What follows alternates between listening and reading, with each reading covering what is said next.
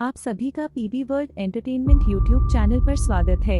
अगर आप लोगों को यह वीडियो अच्छा लगे तो कृपया हमारे चैनल को सब्सक्राइब करें, घंटी को दबाएं ताकि हर अपडेट आपको मिलता रहे और अपने दोस्तों से शेयर हमें सपोर्ट करेंगे। थैंक्स।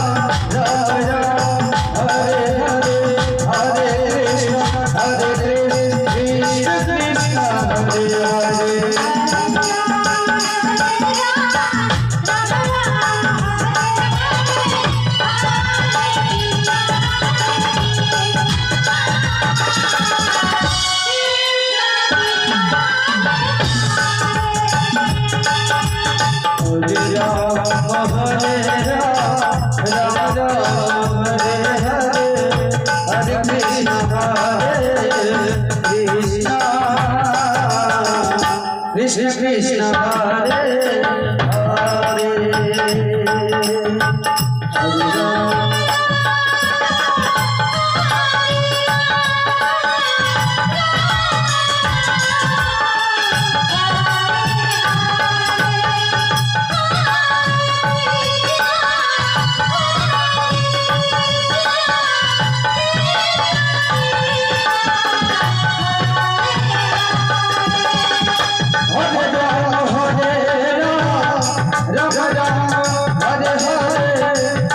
Krishna Hare Hare